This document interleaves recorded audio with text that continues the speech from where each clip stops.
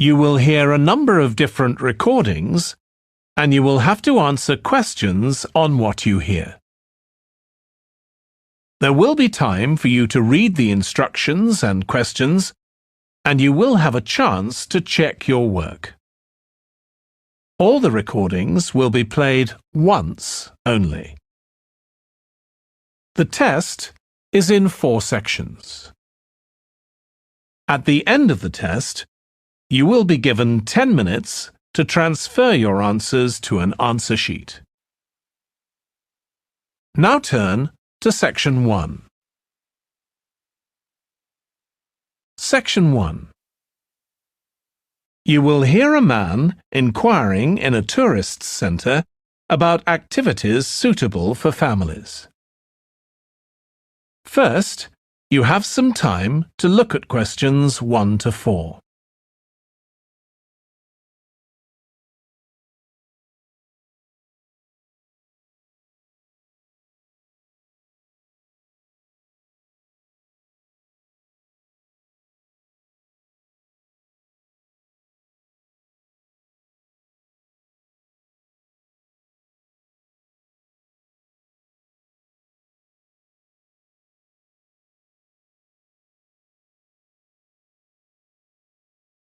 Now we shall begin.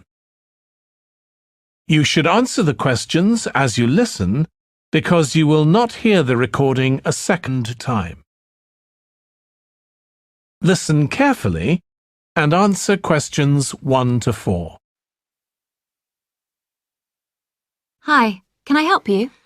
I'd like to find out if you have any excursions suitable for families. Sure. How about taking your family for a cruise? We have a steamship that takes passengers out several times a day. It's over 100 years old. That sounds interesting. How long is the trip? About an hour and a half. And don't forget to take pictures of the mountains. They're all around you when you're on the boat and they look fantastic. Okay. And I assume there's a cafe or something on board? Sure. How old are your children? My daughter's 15 and my son's 7. Right. Well, there are various things you can do once you've crossed the lake to make a day of it. One thing that's very popular is a visit to the country farm. You're met off the boat by the farmer and he'll take you to the holding pens where the sheep are kept. Children love feeding them. My son would love that. He really likes animals. Well, there's also a 40-minute trek round the farm on a horse if he wants. Do you think he'd manage it? He hasn't done that before. Sure. It's suitable for complete beginners. Good. And again, visitors are welcome to explore the farm on their own, as long as they take care to close gates and so on. There are some very beautiful gardens along the side of the lake which also belong to the farm. They'll be just at their best now. You could easily spend an hour or 2 there. Okay, well, that all sounds good. And can we get lunch there? You can, and it's very good, though it's not included in the basic cost. You pay when you get there.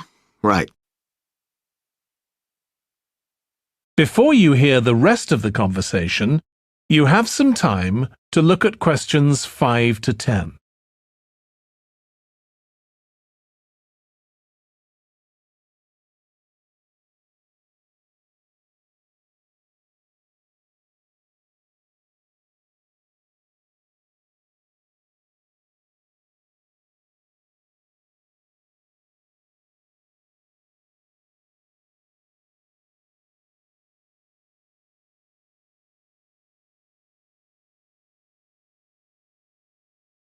Now listen and answer questions 5 to 10. So, is there anything else to do over on that side of the lake? Well, what you can do is take a bike over on the ship and then go on a cycling trip. There's a trail there called the Back Road. You could easily spend 3 or 4 hours exploring it, and the scenery's wonderful. They'll give you a map when you get your ticket for the cruise. There's no extra charge. What's the trail like in terms of difficulty? Quite challenging in places. It wouldn't be suitable for your 7-year-old. It needs someone who's got a bit more experience. Well, my daughter loves cycling, and so do I, so maybe the 2 of us could go, and my wife and son could stay on the farm. That might work out quite well. But we don't have bikes here. Is there somewhere we could rent them? Yes, there's a place here in the city. It's called Ratcheson's. I'll just make a note of that. How do you spell it? Ratchesons.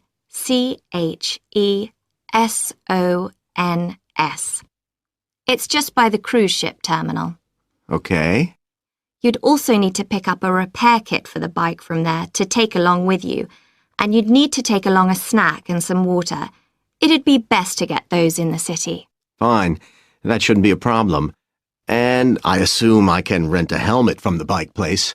Sure, you should definitely get that. It's a great ride, but you want to be well prepared because it's very remote.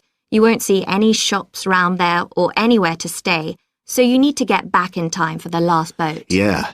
So what sort of prices are we looking at here? Let's see. That'd be 1 adult and 1 child for the cruise with farm tour.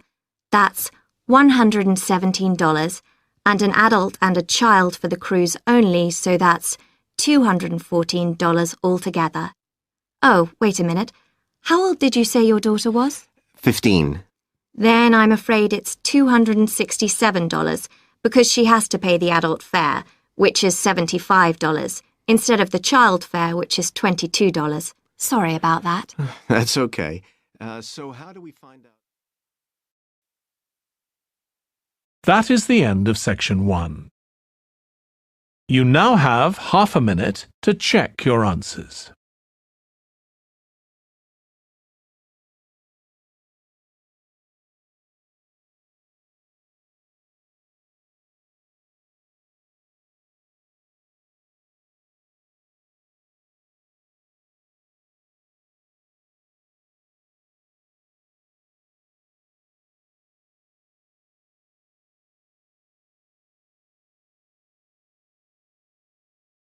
Now turn to section 2.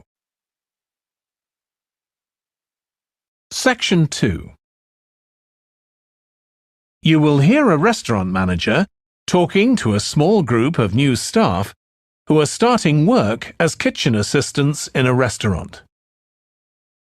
First, you have some time to look at questions 11 to 16.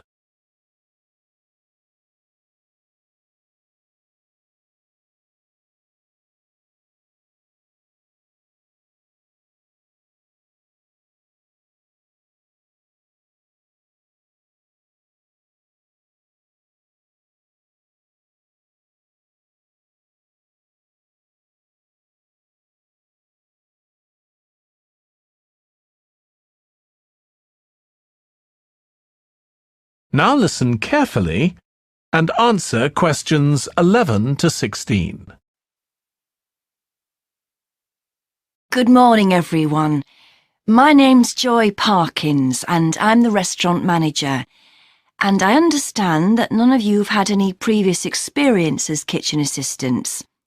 Well, you might be feeling a bit nervous now, but most of our kitchen assistants say they enjoy the work.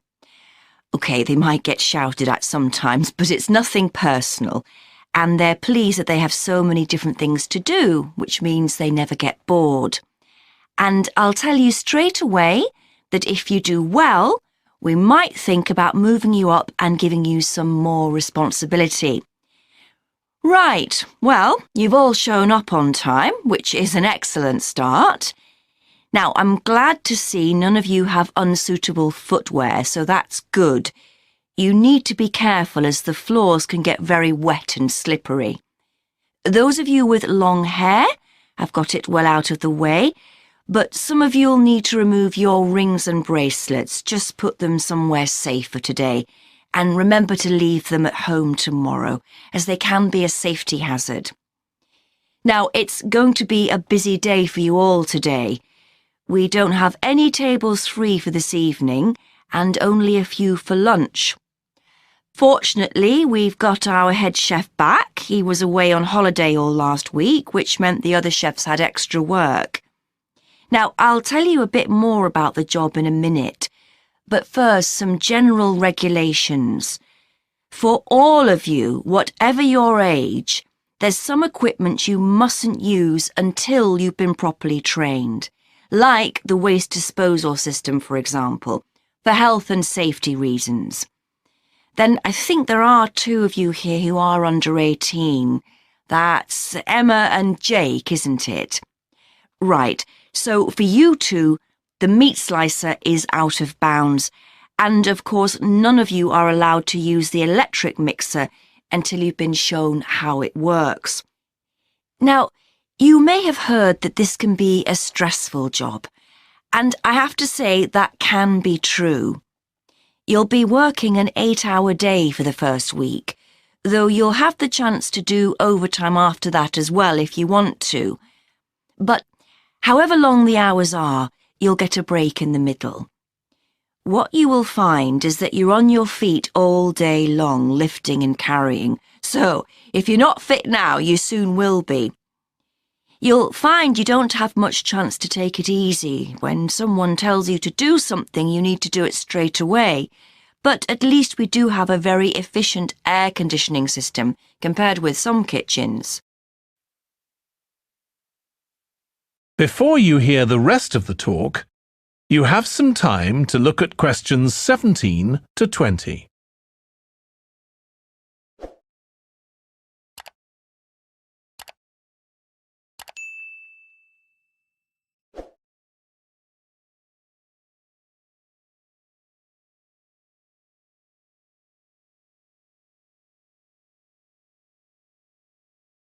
Now listen and answer questions 17 to 20.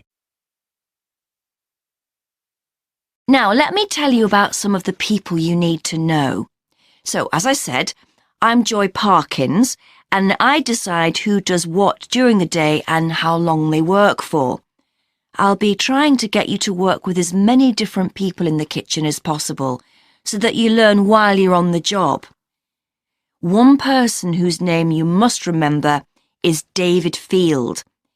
If you injure yourself at all, even if it's really minor, you must report to him, and he'll make sure the incident is recorded and you get the appropriate treatment. He's trained to give basic treatment to staff himself, or he'll send you off somewhere else if necessary. Then there's Dexter Wills. He's the person you need to see if you smash a plate or something like that. Don't just leave it and hope no one will notice. It's really important to get things noted and replaced, or there could be problems later. And finally, there's Mike Smith. He's the member of staff who takes care of all the stores of perishables. So, if you notice we're getting low in flour or sugar or something, make sure you let him know so he can put in an order. OK, now the next thing we need to cover. That is the end of section 2. You now have half a minute to check your answers.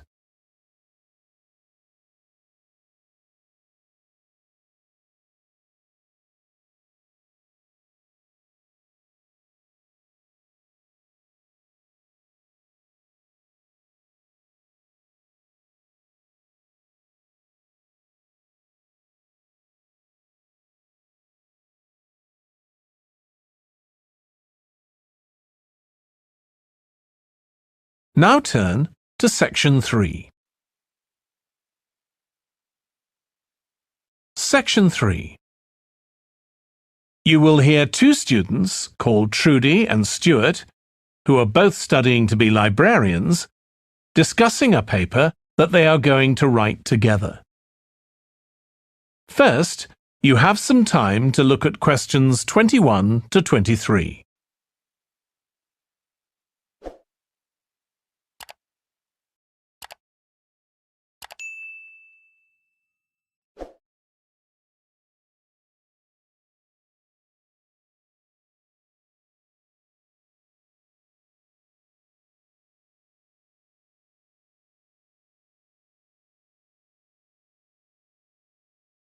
Now listen carefully and answer questions 21 to 23. OK, Stuart, we need to start planning our paper on public libraries. Have you thought of an angle yet? Well, there's so much we could look into. How libraries have changed over the centuries, for instance, or how different countries organise them. What do you think, Trudie? Maybe we should concentrate on this country and try and relate the changes in libraries to external developments, like the fact that far more people can read than a century ago, and that the local population may speak lots of different languages. We could include something about changes in the source of funding too. Yes, but remember we're only supposed to write a short paper, so it's probably best if we don't go into funding in any detail. Right. Well, shall we just brainstorm a few ideas to get started? OK. We obviously need to look at the impact of new technology, particularly the internet. Now that lots of books have been digitalised, people can access them from their own computers at home. And if everyone did that, libraries would be obsolete. Yes. But the digitalised books that are available online for free are mostly out of copyright, aren't they? And copyright in this country lasts for 70 years after the author dies. So you won't find the latest bestseller or up-to-date information. That's an important point. Anyway, I find it hard to concentrate when I'm reading a long text on a screen. I'd much rather read a physical book. And it takes longer to read on a screen. Oh, I prefer it. I suppose it's just a personal preference. I expect the libraries will go on evolving in the next few years. Some have already become centres where community activities take place, like local clubs meeting there. I think that'll become even more common. I'd like to think so. And that they'll still be serving their traditional function, but I'm not so sure. There are financial implications after all. What I'm afraid will happen is that books and magazines will all disappear and there'll just be rows and rows of computers. They won't look anything like the libraries we're used to. Well, we'll see. Before you hear the rest of the discussion, you have some time to look at questions 24 to 30.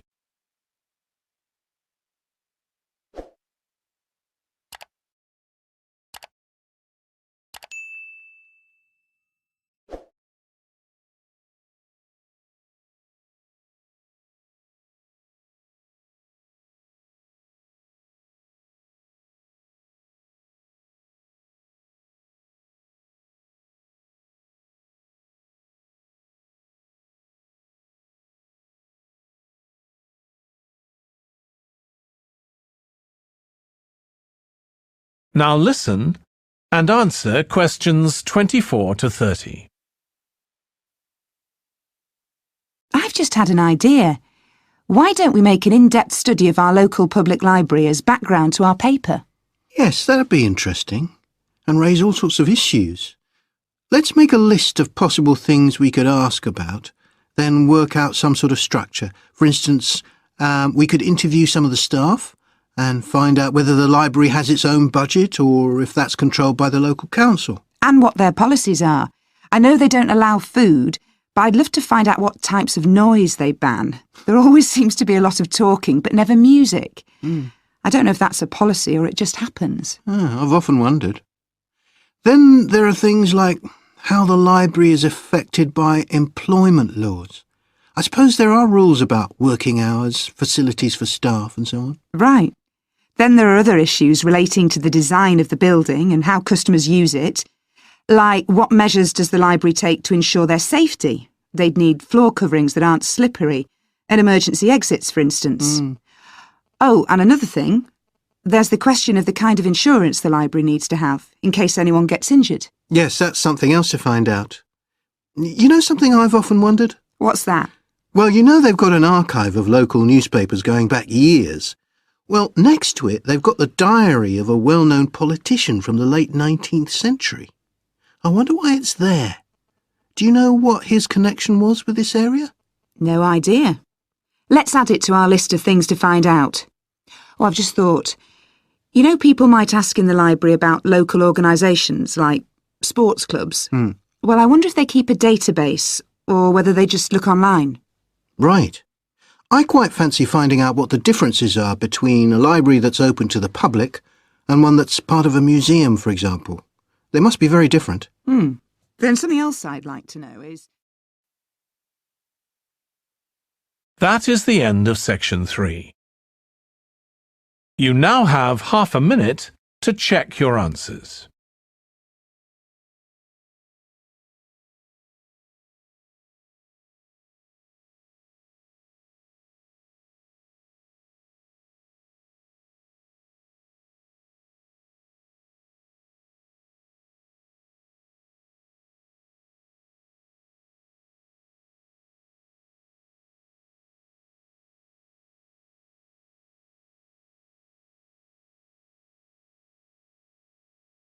Now turn to Section 4.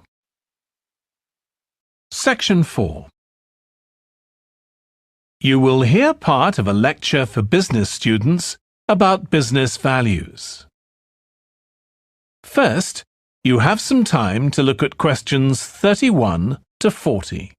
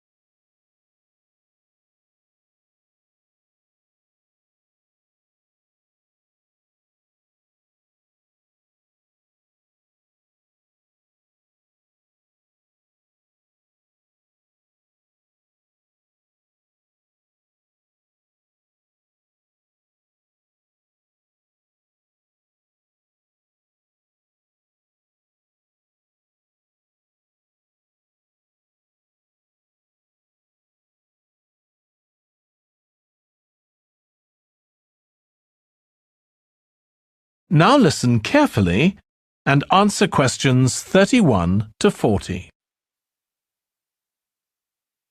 In public discussion of business, we take certain values for granted. Today, I'm going to talk about 4 of them: collaboration, hard work, creativity, and excellence. Most people would say they're all good things. I'm going to suggest that's an oversimple view. The trouble with these values is that they're theoretical concepts, removed from the reality of day-to-day business. Pursue values by all means, but be prepared for what may happen as a result.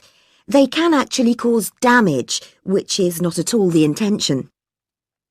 Business leaders generally try to do the right thing, but all too often the right thing backfires if those leaders adopt values without understanding and managing the side effects that arise. The values can easily get in the way of what's actually intended. Okay, so the first value I'm going to discuss is collaboration. Let me give you an example. On a management training course I once attended, we were put into groups and had to construct a bridge across a stream, using building blocks that we were given. The rule was that everyone in the team had to move at least one building block during the construction. This was intended to encourage teamwork. But it was really a job best done by one person. The other teams tried to collaborate on building the structure and descended into confusion, with everyone getting in each other's way. Our team leader solved the challenge brilliantly. She simply asked everyone in the team to move a piece a few centimetres to comply with the rule, and then let the person in the team with an aptitude for puzzles like this build it alone. We finished before any other team. My point is that the task wasn't really suited to team working, so why make it one? Teamwork can also lead to inconsistency, a common cause of poor sales. In the case of a smartphone that a certain company launched, one director wanted to target the business market, and another demanded it was aimed at consumers. The company wanted both directors to be involved, so gave the product a consumer-friendly name, but marketed it to companies. The result was that it met the needs of neither group. It would have been better to let one director or the other have his way, not both.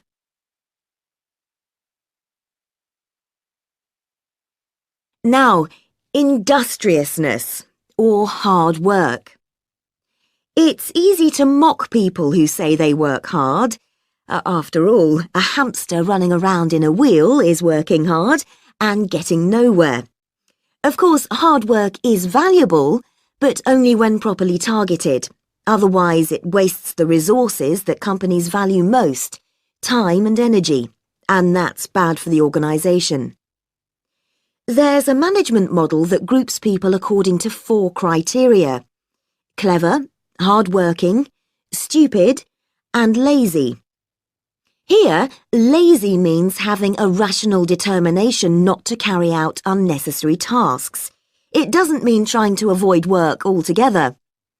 Most people display two of these characteristics, and the most valuable people are those who are both clever and lazy. They possess intellectual clarity and they don't rush into making decisions. They come up with solutions to save the time and energy spent by the stupid and hard-working group. Instead of throwing more man-hours at a problem, the clever and lazy group looks for a more effective solution. Next, we come to creativity. This often works well. Creating an attention-grabbing TV commercial, for example, might lead to increased sales. But it isn't always a good thing. Some advertising campaigns are remembered for their creativity without having any effect on sales. This happened a few years ago with the launch of a chocolate bar.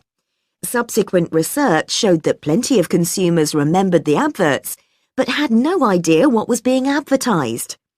The trouble is that the creator derives pleasure from coming up with the idea and wrongly assumes the audience for the campaign will share that feeling. A company that brings out thousands of new products may seem more creative than a company that only has a few, but it may be too creative and make smaller profits. Creativity needs to be targeted to solve a problem that the company has identified.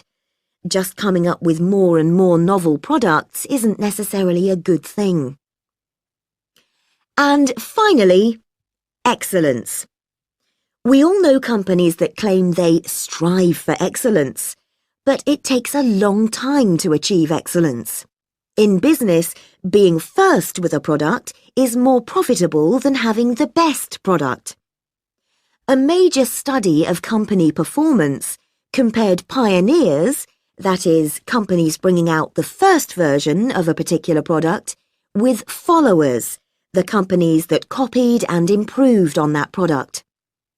The study found that the pioneers commanded an average market share of 29%, while the followers achieved less than half that, only 13%, even though their product might have been better.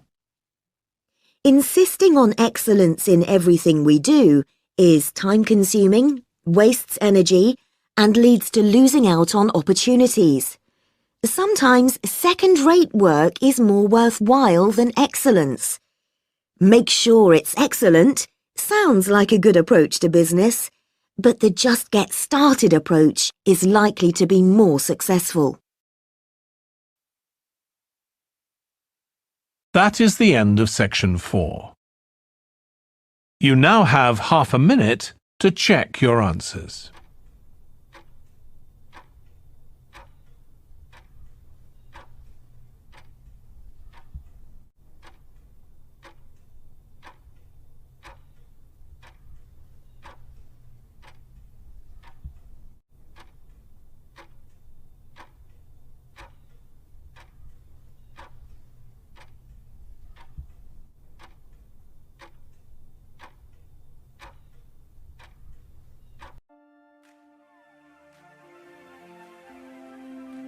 That is the end of the listening test. In the Ielts test, you would now have 10 minutes to transfer your answers to the answer sheet.